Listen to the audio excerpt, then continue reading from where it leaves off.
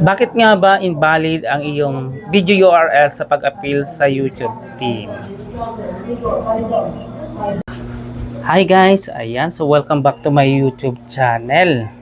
So for today's video guys, isa ka ba sa mga content creator or monetize na ang iyong channel na naka-receive ng notification galing kay YouTube team na na-reuse content or na-demonetize ang iyong account? Ayan, at kailangan mong mag-appeal sa YouTube team at naranasan mong mag-invalid ang iyong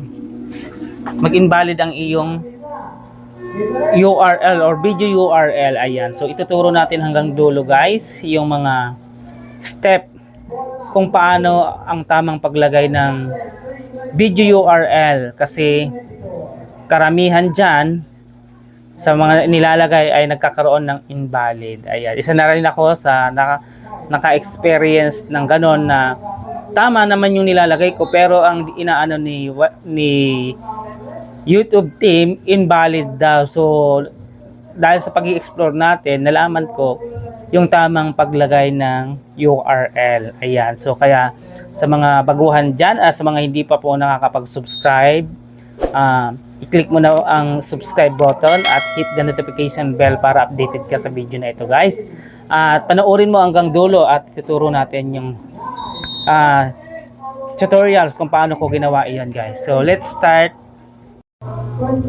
So ayan guys, nandito na tayo sa ating tutorial part. Ayan, so ipapakita ko muna sa inyo yung mga naging experience ko dito. Ayan, so nandito tayo sa YouTube Studio na kung saan ilalagay ko yung aking URL. So mag-start tayo na mag-appeal. Ayan, so ilalagay ko yung URL ng ginawa kong video. Ayan, so kung mapapansin nyo, nag-i-invalid siya.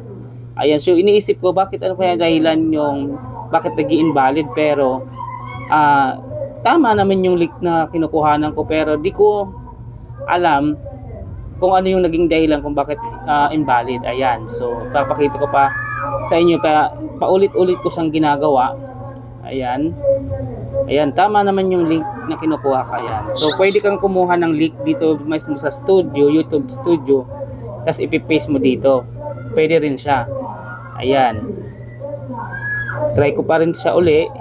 Ayan, invalid pa rin. Kaya yun, sa naghahanap ako ng mga nagbablog na iba or yung mga content na regarding sa invalid, wala akong makita. So pero yan, di pa rin ako nawalan ng pag-asa, nag-ano pa rin ako, in-explore ko. So yun, kung sinunod mo lang yung instruction doon sa binigay ni review team, ay nagiging okay lang. Hindi mo na ma-experience yung ganong pangyayari na invalid. Pero dahil nga di rin natin na-expect yung ating video na ginawa or yung appeal video na ginawa natin or documentation na ginawa ko ay sobra doon sa 5 minutes. Kaya nangyari, invalid siya. Pero hindi agad-agad sinasabi ng studio na sobra yung video mo. So kaya ang ginawa ko, nag-explore pa rin ako. Ayan, so kung mapapansin nyo,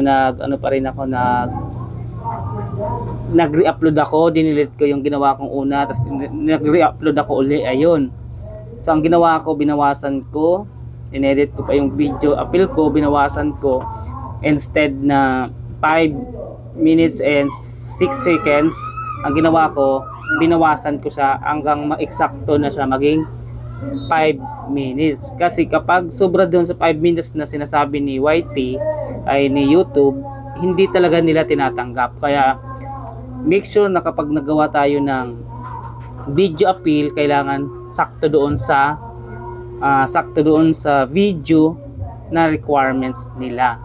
Kasi hindi talaga tatanggapin, lagi talagang invalid. Ayan, so yun, doon ko na-realize na yung video ko pala is more than 5 minutes, kaya pala laging invalid. So ang gagawin mo lang, iiksian mo yung video na umabot lang ng sakto doon sa minutes video requirements ni YouTube or ni YT Studio. Ayan, so ipapakita ko rin sa inyo na magiging okay na siya nung binawasan ko na yung link ay yung video URL ko. Ayan, so kung mapapansin nyo, okay na siya yung video dahil binawasan ko yung minutes or inalis ko yung 6 seconds, inalis ko, yan. So kaya naging okay siya. So ganun lang ang gagawin nyo guys kapag nagkaroon kayo ng experience or nagkaroon kayo ng invalid yung iyong mga appeal o yung link na ginagawa nyo nagiging invalid. Ayan. So kung papansin nyo yan, yan yung mga previous na ginawa ko na paulit-ulit. Ayan. Ayan. Pero hanggang sa nakuha ko siya, sabi ko try ko lang, upload ako uli. Ayan. So hanggang naging okay siya, ayan, sabi ko na-realize ko, kaya pala ako nagiging invalid dahil sobra sa 5 minutes nga yung video appeal ko. Ayan, so magiging okay na yan.